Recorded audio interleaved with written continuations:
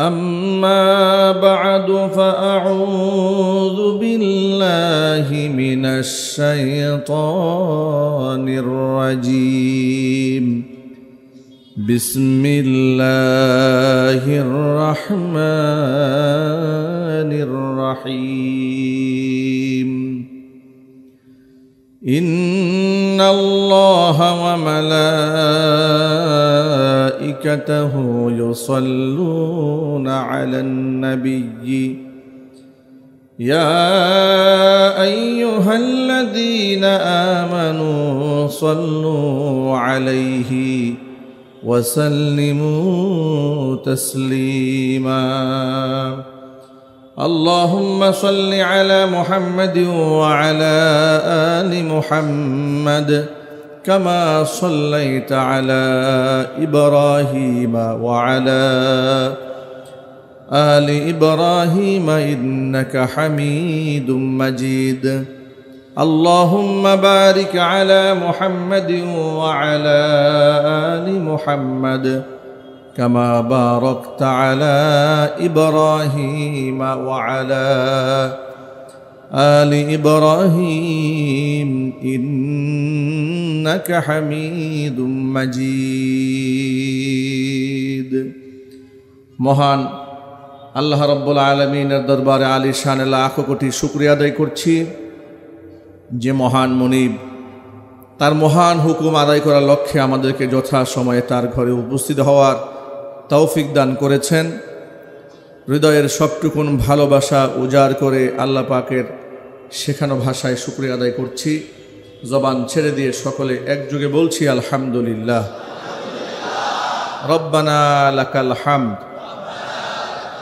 হামদান কাসীরা তাইয়িবান মুবারাকান ফিহি রব্বানা লাকাল হামদু কামা ইয়ানবাগি লিজালালি ওয়াজহিকা ওয়া আযীমি সুলতানিকা। আল্লাহ পাক আমাদের জুমার নামাজকে কবুল করুন, আমাদের জিন্দেগির গুনার খাতা আল্লাহ তাআলা মাফ করে দিন। অত্র এলাকার সমস্ত মুর্দেগানের কবরে আযাব আল্লাহ তাআলা কিয়ামত পর্যন্ত বন্ধ করে দিন। খাস করে হাজী মোহর খানের পরিবারের সদস্য যত সদস্যরা দুনিয়া থেকে বিদায় হয়েছেন তিনি সহ সকলকে আল্লাহ তাআলা জান্নাতুল ফিরদাউস নসিব করুন। এই মসজিদকে আল্লাহ তাআলা কিয়ামত পর্যন্ত কায়েম এবং দায়েম রাখুন। মসজিদের সমস্ত হাজাত আল্লাহ পাক তার গায়বে খাজানা থেকে মিটিয়ে দিন। আমাদের সকল কিছু চাওয়া পাওয়ার পূর্ণ করে দেওয়ার মালিককে, আমাদের সকল কিছু চাহিদা কে মেটান? আল্লাহ পাকের কাছে ইমানদারের কোনো দোয়া বিফলে যায় না। ইমানদার যত দোয়া করে কোনো দোয়া বিফলে যায় না। দোয়া আর দোয়া ও মুখুল ইবাদা, দোয়া হচ্ছে ইবাদতের মগজ। দোয়া কি ইবাদতের মগজ? দোয়াটাই মুস্তাকিল একটা ইবাদত। আল্লাহর কাছে চাওয়া এটাই একটা ইবাদত এবং এটা আল্লাহর কাছে বড় পেয়ারা ইবাদত। খুবই পছন্দের ইবাদত হচ্ছে চাওয়া। আর দোয়া ও মুখুল ইবাদা, যে বান্দা আল্লাহর কাছে যত বেশি চায় সে ব্যক্তি আল্লাহর কাছে তত বেশি প্রিয় হয়ে যায়। খুব চাইতে হবে রবের কাছে। আর চাওয়ার কিছু সুন্নাহ পদ্ধতি আছে, যেভাবে চাইলে আল্লাহ দোয়া কবুল করেন। এর মধ্যে এক নম্বর শর্ত হচ্ছে দোয়া করার আগে ইস্তিগফার পড়া, দুরূদ শরীফ পাঠ করতে হবে, সুন্নাহ। নবী করিম সাল্লাল্লাহু আলাইহি ওয়াসাল্লাম বলেছেন, ওই দোয়া আসমানে ঝুলে থাকে যে দোয়ার শুরুতে আমি মুহাম্মদ সাল্লাল্লাহু আলাইহি ওয়াসাল্লামের উপর দুরূদ থাকে না। এই জন্য আমরা দোয়া পড়ার শুরুতে আমরা সবসময় দুরূদ শরীফ পাঠ করি, আল্লাহুম্মা সাল্লি আলা মুহাম্মদ। অর্থ হচ্ছে আল্লাহ নবী সাল্লাল্লাহু আলাইহি ওয়াসাল্লামের উপর দরুদ পাঠ করার পরে বান্দা যখন দোয়া করে, দোয়াটা সাথে সাথে আল্লাহ পাক কবুল করে নেন। দোয়া করার মাসনুন পদ্ধতি হচ্ছে কিবলামুখী হয়ে দোয়া করা। দোয়া করার আরেকটা মাসনুন পদ্ধতি হচ্ছে হাত উত্তোলন করে দোয়া করা। আল্লাহ নবী মাঝে মাঝে হাত উত্তোলন করতে করতে করতে করতে এত বেশি উঁচু করতেন, রসুলের বুগল দেশ পর্যন্ত প্রদর্শিত হতো, এত উঁচু করে আল্লাহর কাছে তিনি চাইতেন। দোয়া করার আরেকটি মাসনুন তরিকা হচ্ছে দৃঢ় প্রত্যয়ের সাথে পরিপূর্ণ আশা নিয়ে রবের সামনে কাকুতি মিনতি করে দোয়া করা, অনুনয় বিনয় করে দোয়া করা। দোয়ার সময় মনের মধ্যে কোনো সংশয় না রাখা। এরকম চিন্তা করে দোয়া করা যাবে না যে আমি হাত তুললাম, এই দোয়া কবুল হবে না, হবে না, নাও হতে পারে। এই জন্য হেলায় খেলায় একটু অলসতা করে দোয়া করা। ইমাম যখন দোয়া করে সম্মিলিত সুরে অনেকে আমিন বলে, অনেকে বলেন না, মানে একটু উদাসীন গাফিল খাফিল ভাব থাকে যে কখন দোয়া শেষ হবে, মুনাজাত কখন শেষ হবে, এরপর আমি এখান থেকে বের হয়ে যাব। আমিন শব্দের অর্থ হচ্ছে ইমাম যা বলল, হে আল্লাহ আপনি তা কবুল করেন। আপনি যদি দোয়ার মধ্যে মশগুল থাকেন তখন দৃঢ় প্রত্যয়ের সাথে আপনি বলবেন আমিন। আর যদি দোয়ার মধ্যে আপনি না থাকেন তাহলে না আপনি এর দোয়ার মধ্যে ছিলেন, না আপনি এর দোয়ার দ্বারা কোনো ফায়দামান হচ্ছেন, উপকৃত হচ্ছেন।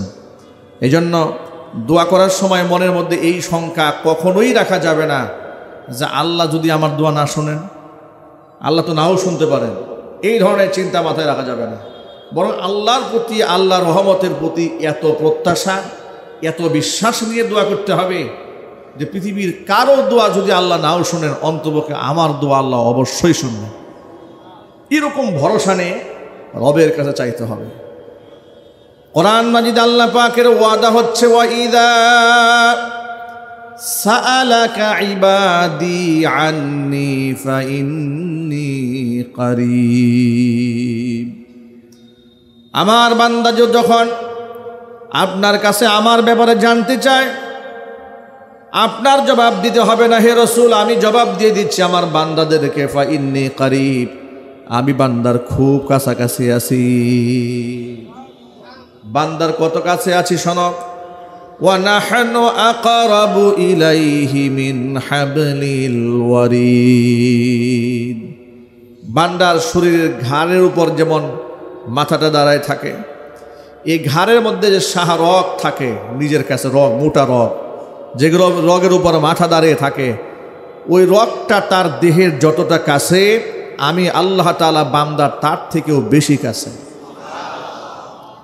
বান্দার সব কথা আমি শুনি। সব কথা কে শুনেন? আল্লাহ পাক সব শুনতে পান। অনেক সময় লোকেরা দোয়া করে হতাশ হয়ে যান, বলতে থাকেন, হে হুজুর আপনারাই তো বলেন দোয়া করতে দেরি হয়, আল্লাহ কবুল করতে দেরি করে না। কিন্তু আল্লাহর কাছে কত কিছু চেয়েছি, কিন্তু আল্লাহ তো সব দোয়া কবুল করেন নাই। তাহলে বিষয়টা কি দাঁড়ালো? আপনারাই বলেন দোয়া করতে দেরি হয়, দোয়া শুনতে দেরি হয় না। কোরআন শরীফ আয়াতের মধ্যে আছে, বান্দা যখনই আমাকে ডাকে, বান্দার ডাকে আমি আল্লাহ সাড়া দেই। আপনারা বলেন তো আল্লাহ তাআলা কি কোরআনে মিথ্যা কথা বলেছেন? তা আল্লাহ তো বললেন, উজিবু দাওয়াতাদ দাঈ ইযা দাআন। বান্দা ব্যক্তি যখন আমাকে যে কেউ ডাকে, আহ্বান করে, আমার কাছে চায়, আমি সাথে সাথে তার ডাকে সাড়া দেই। আল্লাহ বললেন কোরআনের সাথে সাথে সাড়া দেয়, কিন্তু আমরা তো প্রতিফলন দেখি না। কত কিছুই তো আল্লাহকে বলি, সব তো শুনে না। এ কথার ব্যাখ্যা কি? এ কথার ব্যাখ্যা রয়েছে তিনটি। কয়টি জুড়ে বলেন তো ভাই? তিনটি ব্যাখ্যা আছে। মুসলিম শরীফের হাদিসের মধ্যে এসেছে, বান্দা যখন দোয়া করে, ইমানদার বান্দার কোনো দোয়া আল্লাহ বিফলে দেন না। দোয়া করার পরে বান্দার জন্য তিনটি যে কোনো একটা বিষয় বরাদ্দ হয়ে যায়। বান্দা যে জিনিসটা রবের কাছে চেয়েছে, আল্লাহ যদি তার জন্য সেটা কল্যাণকর মনে করেন, তাহলে সাথে সাথে আল্লাহ পাক বান্দাকে সেটাই দান করে দেন। আর যদি রব তার জন্য বান্দা যা চেয়েছে, বান্দা নিজের কল্যাণ মনে করছে যে হ্যাঁ এর মধ্যে আমার কল্যাণ আছে, কিন্তু ইন ফিউচার ভবিষ্যতে এর দ্বারা আমার লাভ হবে না ক্ষতি হবে, সেই ভবিষ্যতের জ্ঞান কি আমার আছে? সবাই বলেন। আমি প্রেজেন্ট দেখলাম, আমার কাছে মনে হচ্ছে বাহ্যিক দৃষ্টিতে যে এই কাজটা করলে, এই জিনিসটা পেলে আমার ভালো হবে, কিন্তু এমন তো হতে পারে আমি যা ভালো মনে করছি সেটা আমার রব জানেন, যেটা আমার জন্য ভবিষ্যতে মঙ্গল বয়ে আনবে না, এটা আমার অমঙ্গল হয়ে যাওয়ার কারণও হতে পারে। ঠিক কিনা জুড়ে বলেন? আল্লাহ রব্বুল আলামিন আমাকে সেটা দিলেন না দিয়ে, তাহলে প্রথম বিষয় হচ্ছে আল্লাহ পাক দোয়া শোনার এক নম্বর অর্থ হচ্ছে কল্যাণ মনে করলে সাথে সাথে চা আল্লাহ পাক দান করেন। দ্বিতীয় নম্বর ব্যাখ্যা হচ্ছে বান্দার দোয়া কবুল হয়েছে কনফার্ম, কিন্তু বান্দা যা চেয়েছে সেটা আল্লাহ পাক তার জন্য কল্যাণ মনে না করে এর থেকেও উত্তম কিছু আল্লাহ রাব্বুল আলামিন পরকালে বান্দার জন্য বরাদ্দ করে লিখে দিয়েছেন। এটা হচ্ছে দ্বিতীয় নম্বর ব্যাখ্যা। আরেকটা ব্যাখ্যা হচ্ছে বান্দা যখন দোয়া করেছে আল্লাহ পাক সে দোয়া শুনেছে, বান্দা যা চেয়েছে আল্লাহ পাক সেটা দেন নাই, বরং বান্দা তাৎক্ষণিক যে মাধ্যমে উপকৃত হতো বলে সে মনে করেছে এর থেকেও সামনে বিরাট একটা আগত ভয়ঙ্কর বিপদ ছিল তার, এই দোয়ার মাধ্যমে আল্লাহ তাআলা তার জীবনে আগত বিপদকে আল্লাহ রাব্বুল আলামিন তার সামনে থেকে সরিয়ে নিয়ে গেছে। এই হচ্ছে তিনটি ব্যাখ্যা। এর মানে হচ্ছে বান্দার কোনো দোয়া বিফলে যায় না, নিষ্ফল হয় না। এই জন্য সুযোগ পেলেই চাবো কার কাছে? যদি বলুন কার কাছে?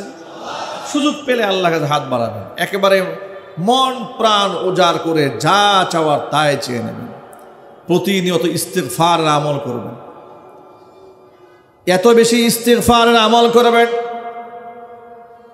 ইমাম আহমদ ইবনে হাম্বল রাহমাতুল্লাহি আলাইহি জীবনের মধ্যে এসেছে, আহমদ ইবনে হাম্বল রাহমাতুল্লাহি আলাইহি পথিক মুসাফির সফর করে দূর দেশে কোথাও যাচ্ছে, চলতে চলতে প্রচণ্ড শীতের রাতে একটা মসজিদে গিয়ে তিনি এশারের নামাজ জামাতে আদায় করেছেন। জামাতে নামাজ আদায় করার পরে মসজিদের কোনায় এক জায়গায় চুপচাপ করে বসে আছেন। মসজিদের দায়িত্বশীল যারা ছিলেন তারা বললেন, এই বুড়া মানুষ বের হও মসজিদ থেকে। আহমদ ইবনে হাম্বল রাহমাতুল্লাহি আলাইহি নিজের পরিচয় দান করেন। সুবহানাল্লাহ বলেন। যারা আল্লাহর ওলি হয়, যারা বুজুর্গ হয়, নিজের বড়াইত্ব তারা মানুষের সামনে প্রকাশ করতে চান না, কারণ তাদেরকে বড় করেছেন কে? আরো জোরে বলেন। তারা নিজেকে সবসময় লুকায় রাখতেন। আহমদ ইবনে হাম্বল মুসনাদে আহমদ হাদিস গ্রন্থ যার হাতে লেখা, এত বড় ইমাম, এত বড় মুহাদ্দিস, তার মুসনাদে আহমদে বর্ণিত হাদিসের সংখ্যা 50,000 উপরে। 50,000 হাদিস যিনি পাণ্ডুলিপি আকারে কিতাব রচনা করেছেন, এত বড় মাযহাবের ইমাম তিনি, হাম্বলি মাযহাবের ইমাম, এত বড় ফকিহ, এত বড় মুহাদ্দিস, এত বড় দায়ী, একেবারে সাধারণ বেশে মসজিদে নামাজ আদায় করেছে। লোকেরা চিনে নাই, লোকেরা বলেন বের হও। বাহিরে এতটা শীত, প্রচণ্ড শীত, প্রচণ্ড শীত হওয়ার কারণে আহমদ ইবনে হাম্বল কর্তৃপক্ষকে বললেন যে এটা তো মুসল্লিদের জন্য মসজিদ। বলে হ্যাঁ, তা আমি তো এশারের নামাজ পড়েছি, আমি এখান থেকে একেবারে ফজরের নামাজ আদায় করে বের হয়ে যাব। সুবহানাল্লাহ বলেন। আমি এই অজুতেই আমার সারা রাত কাটবে, আমি যে অজুতে নামাজ পড়েছি এশা, আমি এই অজুতেই সারা রাত কাটাই দেব। আমি তাসবিহ তাহলিল করব, জিকির আজকার করব, সকালবেলা ফজর পরে বের হয়ে যাব। কর্তৃপক্ষ বলো না, মসজিদে থাকা যাবে না, জোর করে তাকে বের করে দিয়েছি। এত শীত বাহিরে, হয়তো শীতের কাপড় ওইরকম আমাদের মতো এক প্রস্তুতি নিয়েও আসেন নাই, হতে পারে এরকম। তিনি তখন হাঁটতে ছিলেন, কোথায় গিয়ে একটু বিশ্রাম নেওয়া যায়, একটু আরাম করা যায়। গিয়ে দেখলেন এক ভদ্রলোক রুটি বানাচ্ছে, রুটির খামেরা থেকে রুটি নিয়ে নিয়ে, আটা নিয়ে নিয়ে রুটি বানাচ্ছে, তাওয়ার মধ্যে রুটি সেঁকতেছে। আহমদ ইবনে হাম্বল রাহমাতুল্লাহি আলাইহি তার পাশে গিয়ে বসলেন। পাশে বসে বলছেন, ভাই তুমি তো তাওয়ার মধ্যে রুটি ভাজতেছ আর আগুনের তাপে জায়গাটা একটু গরম হয়ে আছে, গভীর রাত, আমি যদি তোমার পাশে বসে একটুখানি এই আগুন থেকে তাপ গ্রহণ করি তোমার কোনো অসুবিধা হবে? লোকটা বলে মোটেও না, এতে আমার অসুবিধা হওয়ার কি আছে, বরং আপনি এখানে থাকলে তো আমার একটু উপকারী হয়, রাত অনেক বেশি হয়ে গেছে, আপনি আমাকে সঙ্গ দিলেন, আপনি বসেন। তিনি বসে আছেন, বসে বসে তাপ গ্রহণ করছেন আগুন থেকে। এমন সময় তিনি লক্ষ্য করলেন রুটি বানাচ্ছে দোকানদার বিক্রেতা, ইয়াং মানুষ, কিন্তু যতবার সে তাওয়ার মধ্যে রুটি দেয় বলে আস্তাগফিরুল্লাহ, রুটি উঠাচ্ছে বলে আস্তাগফিরুল্লাহ, খামির বানাচ্ছে বলে আস্তাগফিরুল্লাহ, গোল করছে বলে আস্তাগফিরুল্লাহ, প্রতিনিয়ত ইস্তিগফার পাঠ করে, মুখে জবানে জবানে ইস্তিগফার পাঠ করছে। আহমদ ইবনে হাম্বল রহমাতুল্লাহি আলাইহি হতবাক হয়ে গেলেন, অবাক হয়ে গেলেন। একটা সাধারণ রাস্তার ফুটপাতে বসে রুটি বিক্রেতা, এ কত বড় আল্লাহর ওলি, কথায় কথায় ইস্তিগফার পাঠ করে, কথায় কথায় ইস্তিগফার পাঠ করে। এমন আমল নামার মানুষ তো সহজে দেখতে পায় না সমাজে। জিজ্ঞেস করলেন, ব্যাপার কি?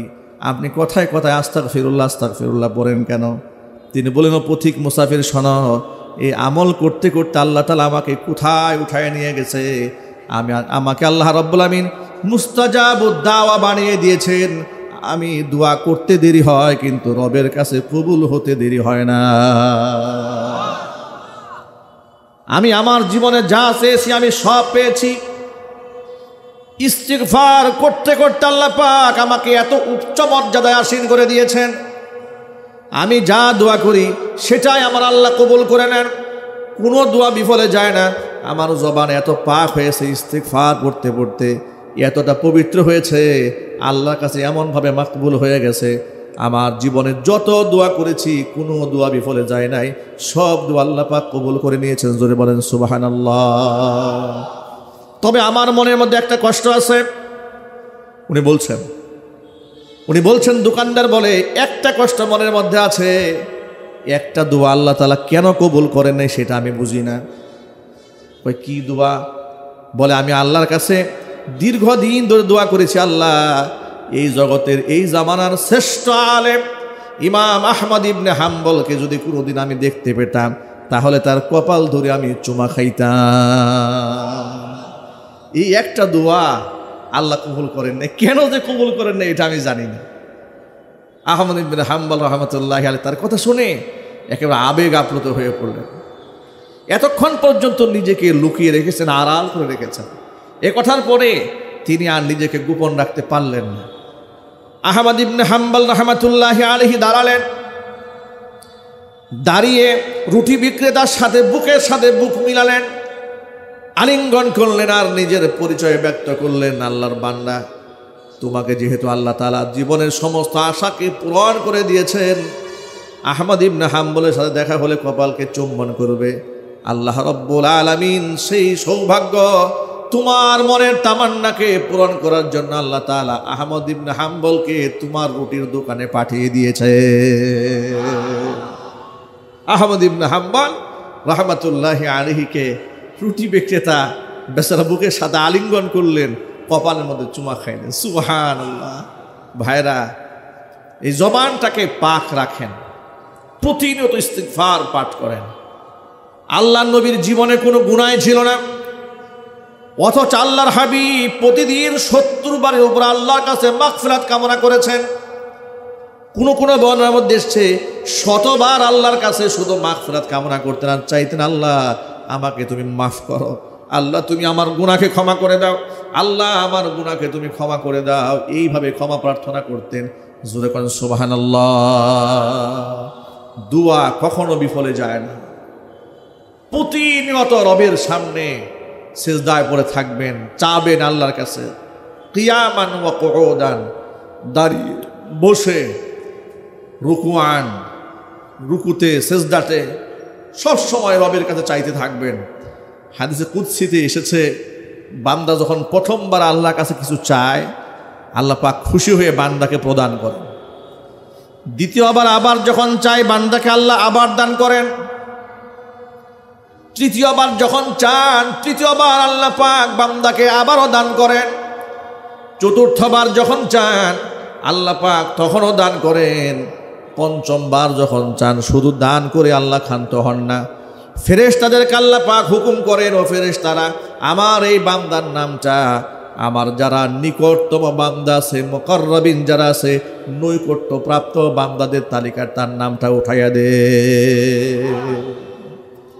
আল্লাহর চাইতে আপন আর কেউ হয় না, ঠিক কিনা ভাই বলেন?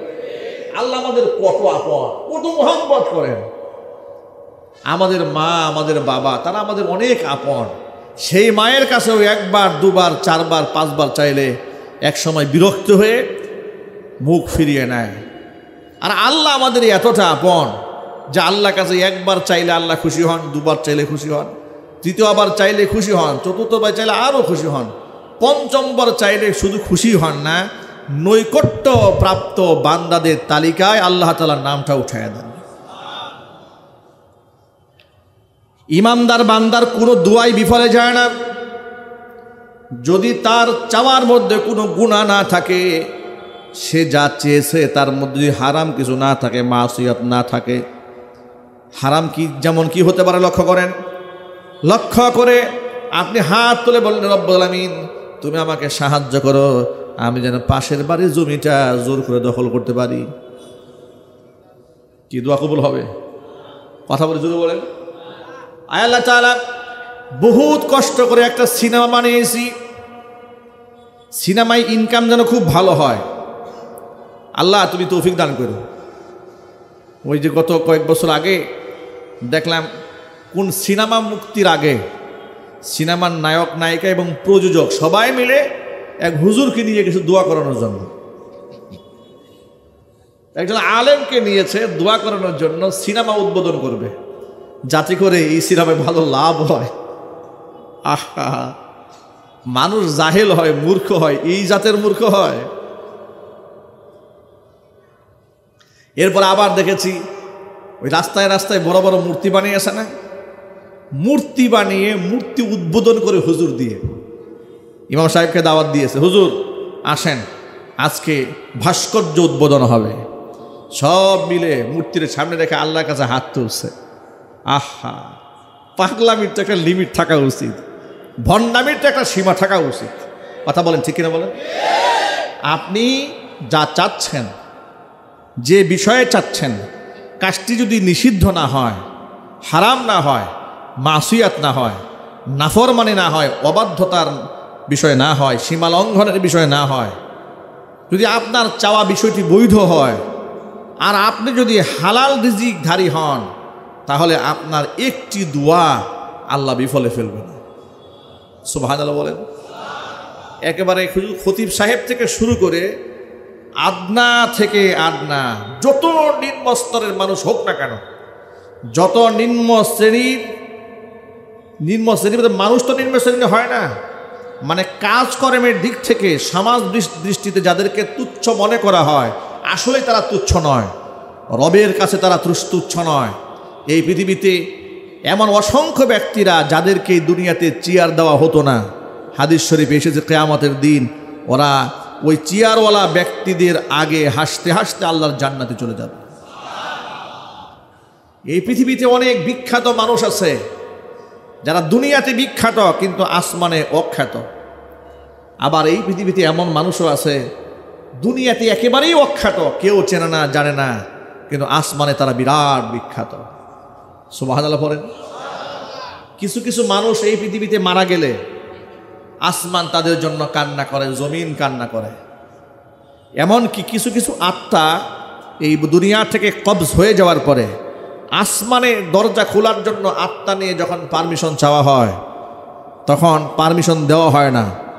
বলা হয় না এই আত্মা ইল্লিগিনে যাওয়ার উপযুক্ত নয়, ওকে সিজ্জিনে পাঠিয়ে দাও। ওই আত্মা উপরে অ্যাকসেপ্ট হয় না, গৃহীত হয় না। কিন্তু আবার কিছু কিছু আত্মা এমন হয় যে ফেরেশতারা আত্মা রূহটা কবজ করার পরে রহমতের ফেরেশতারা, জান্নাতের ফেরেশতারা এই আত্মা কার হাত থেকে কে নেবে, কার কুলে বহন করবে, কার হাতে বহন করবে, এটার জন্য মুসাবাকা, একেবারে প্রতিযোগিতার মধ্যে ধাবিত হয়ে যায়। নবী করিম সাল্লাল্লাহু আলাইহি ওয়াসাল্লাম একদিন বসে আছেন, জিবরাইল আলাইহিস সালাতু ওয়াস সালাম মাথার মধ্যে রেশমি কাপড়ের একটা পাগড়ি পরে হুজুরের সান্নিধ্যে আসলেন। সুবহানাল্লাহ বলেন। জিবরাইল আল্লাহ রসুলের কাছে মানুষের বেশে আসতেন। কিসের সুরতে? মানুষের সুরতে আসতেন। বেশিরভাগ সময় তিনি দাহিয়া কালবি রাদিয়াল্লাহু তাআলা আনহু, অত্যন্ত সুবুরু সুঠাম দেহি, তার সুরতে রসুলের কাছে বেশি আসতেন। সুবহানাল্লাহ বলেন। একদিন রেশমি রুমাল দিয়ে পাগড়ি পরে আসছে। এই যে আমরা পাগড়ি পরেছি না, আমরা তো নর্মাল সুতি রুমাল পরি, জিব্রাইল পরে আছে রেশমি রুমাল। রেশমি রুমাল পরে রসুলের সান্নিধ্যে এলেন, এসে জিজ্ঞেস করছেন মান মাতা মিন উম্মাতিকা ইয়া রাসূলুল্লাহ, হে আল্লাহর রাসূল আপনার উম্মতের মধ্য থেকে আজকে কে মারা গেছে? রাসূল বললেন আমি তো জানি না, একটু খোঁজ খবর নিয়ে দেখতে হবে। জিবরাইল আলাইহিস সালাতু ওয়াস সালাম বললেন ইয়া রাসূলুল্লাহ, যিনি আজকে মারা গেছেন তার আত্মাটা যখন আকাশে ওঠানো হয়েছে, রহমতের ফেরেশতারা এতটা আনন্দে আত্মহারা হয়ে গেছে, তাদের আনন্দে মনে হচ্ছে যেন আল্লাহ পাকের আরশ পর্যন্ত প্রকম্পিত হয়েছে। আল্লাহর নবী দৌড়ায় গেলেন জিহাদের ময়দানে ক্ষত বিক্ষত হওয়া সাহাবী সাদ বিন মুআজ রাদিয়াল্লাহু তাআলা আনহুর কাছে।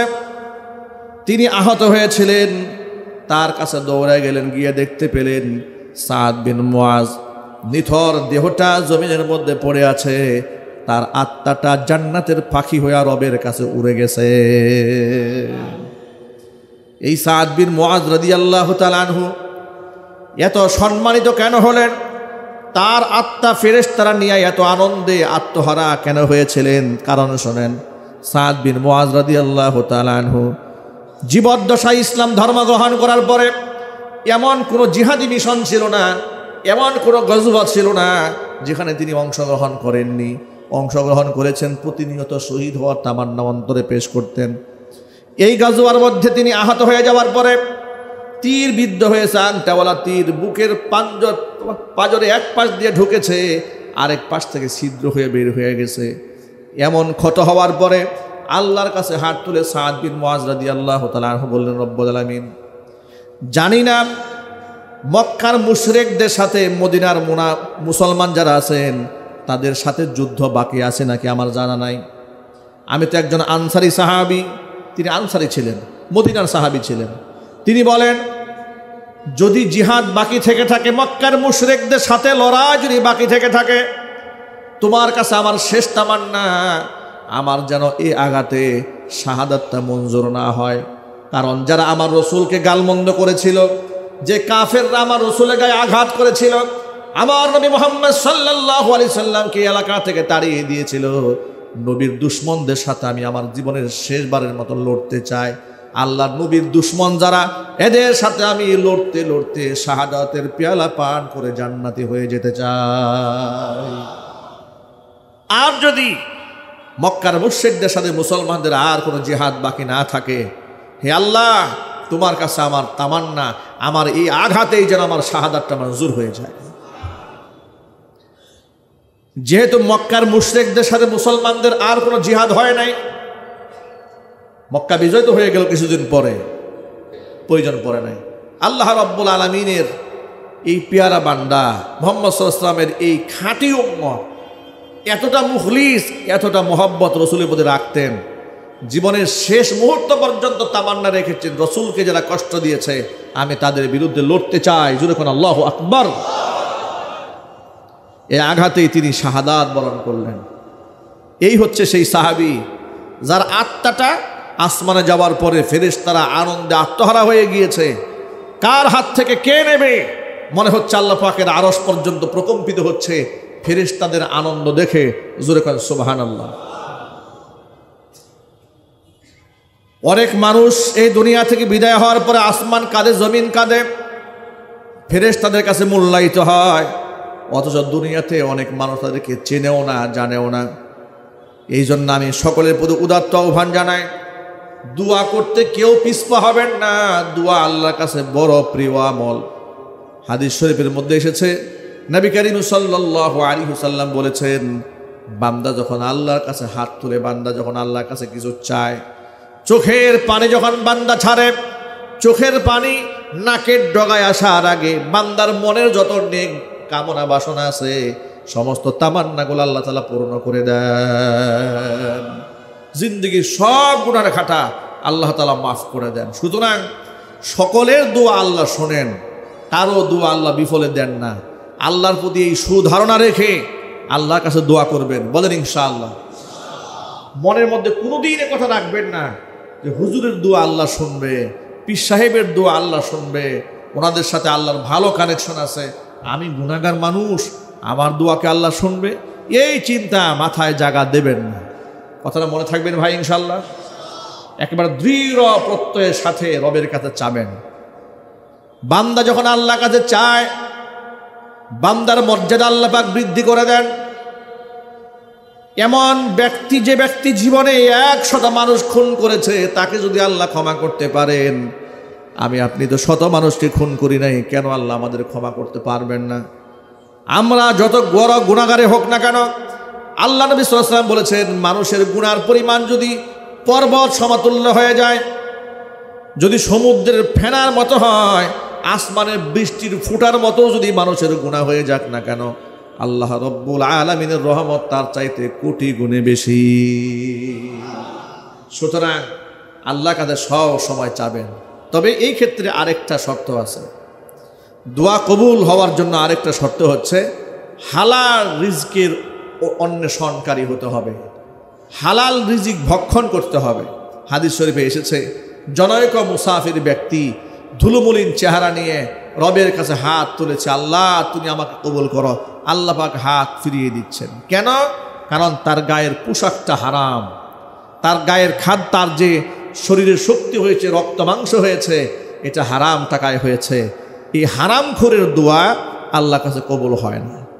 বাকি যত মানুষ আছে সব দোয়া আল্লাহ রাব্বুল আলামিন সকলের দোয়া কবুল করেন। যখন সুবহানাল্লাহ।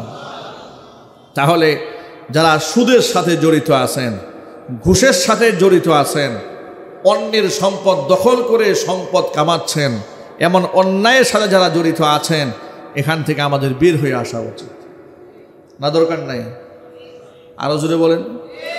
আচ্ছা আপনারা বলেন তো, নবী করিম সাল্লাল্লাহু আলাইহি ওয়াসাল্লামের কোনো দেনা ছিল মানুষের কাছে?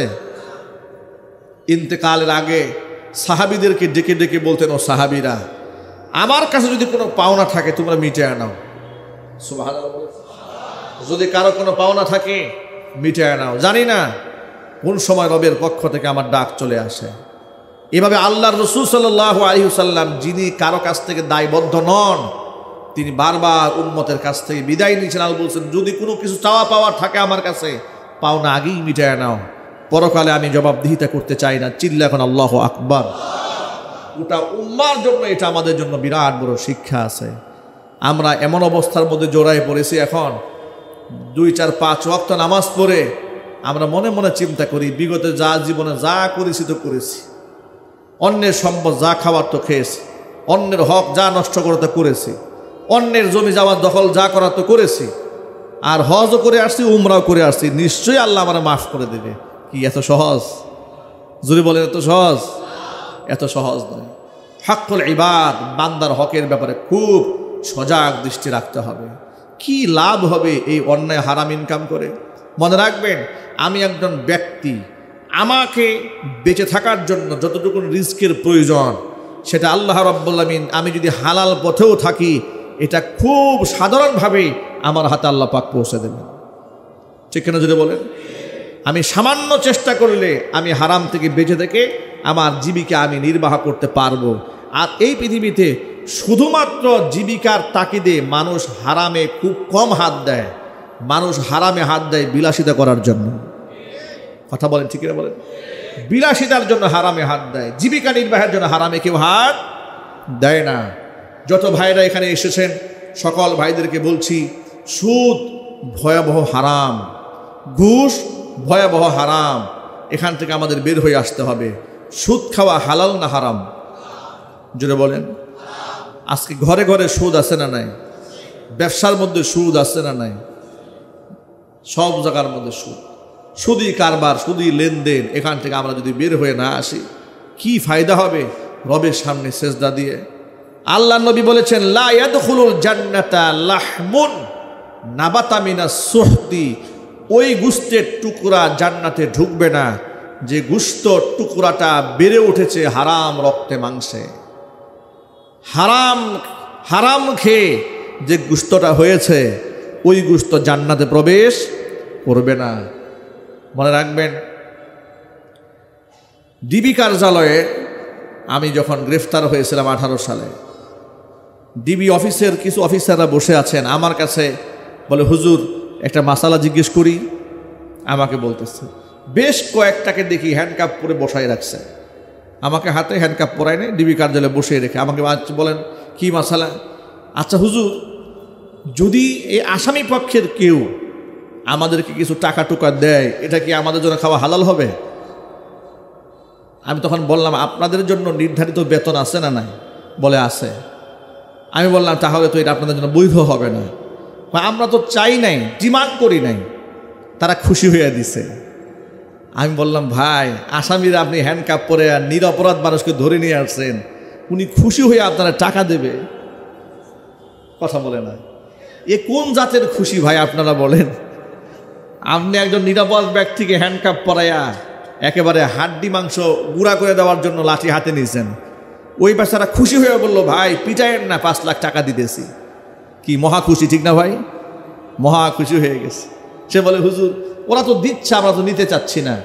দেখলাম এতগুলো টাকার বান্ডিল সামনে দেওয়া আছে, আমার সামনে, আমি দেখেছি। আমি বললাম, এ কিসের টাকা? বলে, হুজুর লোকেরা খুশি হয়ে দিছে, আমরা কিন্তু জোর করে নেই নাই। আমি বললাম, আপনাদের নির্ধারিত বেতন আছে না? বলে আছে। আমি বললাম যে বেতনে চলেন না? হুজুর বেতনে চললে তো আর ঢাকা শহরে বাড়ি নিয়ে থাকতে পারবো না, বাচ্চাদেরকে লেখাপড়া করাইতে পারবো না, সুতরাং আমাদের এই পলিসি অবলম্বন করা ছাড়া উপায় নেই। দেখেন, চুরি তো চুরি চিনাজুরি, ও নিজেও জানে যা খাচ্ছি হারাম, আমার দিয়ে একটু হালাল করাবার চেষ্টা করতেছে। সে নিজেও বুঝে, তার বিবেকেও নাড়া দিয়েছে যে এটা ঠিক হচ্ছে না, কিন্তু আমাকে সে হালাল বানাবার চেষ্টা করছে, যাতে কিয়ামতের ময়দানে ও যদি ধরা খায় আমার জন্য বলতে পারে, বাদা হুজুরকে জিজ্ঞেস করেছিলাম, হুজুর এটা জায়েজ করে দিয়েছিল। আমি বললাম, ভাই এটা তো ঠিক হবে না। আমি মনে মনে বলতেছি, ঠিক হবে না যে বলতেছি, আবার আমার বিরুদ্ধে কোন ষড়যন্ত্র করে। মুসিবত, চরম মুসিবত, বাস্তবতা। সুতরাং এগুলা থেকে আমাদের বের হয়ে আসতে হবে। মনে রাখবেন, যারা হারাম ইনকাম করে তাদের সংসারে কোনো সুখ থাকে না। এই মূলনীতিটা মনে রাখবেন সবসময়। যারা হারামখোর হয় তারা পারিবারিকভাবে অশান্তির আগুনে দাও দাও করে জ্বলতে থাকে। তাদের সন্তানেরাও সুদখোর, ঘুষখোর, বাবার প্রতি কোনো শ্রদ্ধা থাকে না, কোনো সম্মান থাকে না। আপনাদেরকে ফর এক্সাম্পল একটা উদাহরণ দিয়ে বলি বোঝার জন্য। আপনারা ছাগল কাণ্ডে, হ্যাঁ, এক বড় সরকারি কর্মকর্তা, ইনকাম ট্যাক্সের অফিসার মতিয়ার রহমান আছে না, এটা নিয়ে গোটা বাংলাদেশে খুব তুলপার হয়ে গেল। 12 লক্ষ টাকার ছাগল কিনতে গেছে ছেলে, এবার গরু টুরু মিলা প্রায় 60-70 লাখ টাকার কেনাকাটা করেছে, গরু ছাগল কিনেছে, শখ পূরণ করেছে। এরপরে দামি দামি গাড়ি, প্রাডো গাড়িতে অল্প বয়সের ছেলে চলে। এগুলা হাত দিতে গিয়ে, কেঁচু খুঁড়তে গিয়ে বের হয়ে আসলো সাপ। খোঁজখবর নিয়ে দেখা গেল এই লোক একাধিক বিবাহ করেছে। এক বউয়ের এক পক্ষ জানেই না যে উনি ঢাকা শহরে আরেক বিবাহ করে সন্তানাদি আছে। পেঁচটা কোথায় লাগলো? বিদেশে তার প্রথম পরিবারের মেয়ে থাকে, বিদেশে সেটেল। পত্রিকাতে পেলাম এই যে গাড়িতে চলে, গাড়ির দাম 4 কোটি টাকা। 4 কোটি টাকার গাড়িতে চলছে বাবার টাকা দিয়ে। সে মেয়ে যখন জানতে পারলো বাবার আরেকটা পরিবার আছে, সেখানে ছেলে ঠেলে আছে, এবার মেয়ে ফোনালাপ ফাঁস হলো। মেয়ে বলল, বাবা আমাদের উপর জুলুম করেছে, বাবাকে আমরা ছাড়ব না। দেখেন, বেচারা ঘুষ খাইয়া শান্তিতে নেই। এত ঘুষের টাকা দেয়, অন্যায় টাকা দেয়, মেয়েকে গাড়ি কিনে দিয়েছে 4 কোটি টাকা দিয়ে। সেই মেয়ে বলে, বাবা আমাদের ঠকিয়েছে, বাবাকে আমরা ছাড়ব না। তাহলে এর দ্বারা কি বোঝা গেল? আপনি হারাম টাকা দিয়ে আপনার সন্তানদেরকে যত খুশি করতে চান, খুশি করতে আপনি পারবেন না। যদি বলেন ঠিক কিনা বলেন। বরং এই সন্তানগুলোই আপনার জন্য বিরাট মুসিবতের কারণ হয়ে দাঁড়াবে পরকালে। সুতরাং আসুন আমরা হারাম রিজিক থেকে নিজেকে বাঁচাই। কারণ আল্লাহর কাছে দোয়া কবুল করতে গেলে, দোয়া কবুল করাতে হলে আমাকে হারাম ছাড়তে হবে। আমরা রাজি আছি না ভাই? ইনশাল্লাহ। আজকে থেকে আমরা সুদ ছেড়ে দেব, ঘুষ ছেড়ে দেব।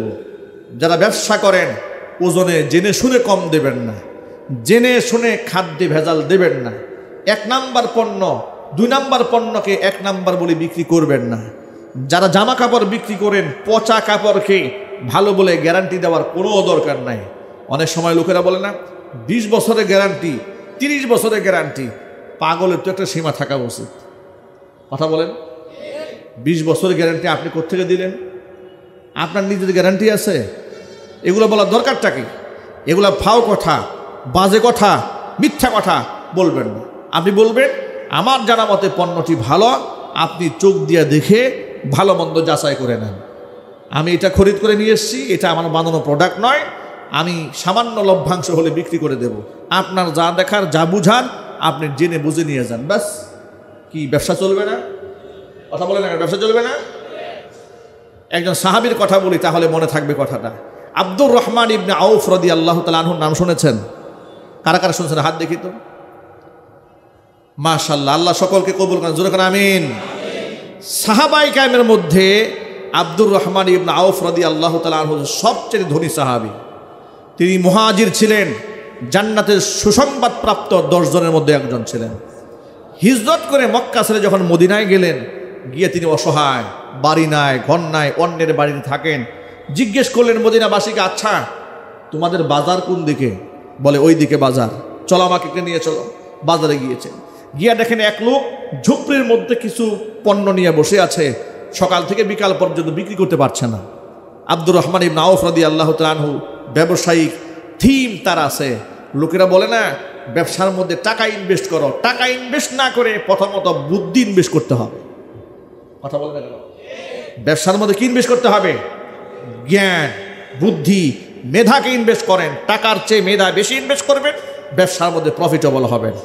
তার টাকা নাই, পয়সা নাই, তিনি বললেন আচ্ছা আল্লাহর বান্দা, সকাল থেকে বসে আছো, বিক্রি হচ্ছে না? বলে না, বিক্রি হচ্ছে না। আচ্ছা তুমি কি এই পণ্যটা আমার কাছে বাকিতে বিক্রি করতে পারবে? ভাইয়া নিশ্চয়ই পারবো। কত টাকা? এত টাকা। তিনি এবার ফুলের ঝুড়িটা নিয়ে বাজারে এক কোনায় গিয়ে বসলেন। তিনি তো কথা বলতে জানতেন, ব্যবসায়ী পলিসি তিনি বুঝেন। ব্যবসায়ী পলিসি বসে বুঝে সামান্য ফল নিয়ে ঝুপড়ির মধ্যে মদিনার বাজারে এক কোনায় বসলেন। বসার পরে মুহূর্তের মধ্যে সেগুলা বিক্রি হয়ে গেল। তিনি যে দামে খরিদ করেছেন তার ডবল তার লাভ হয়ে গেল। ওই লোকটাকে বাকি টাকা ফেরত দিলেন, তার 50-50 প্রফিট হয়ে গেছে। এই টাকাটাই মূলধন হয়ে দাঁড়ালো। এই মূলধন দিয়া পরের দিন আবার ফল কিনে বাজারে বসলেন।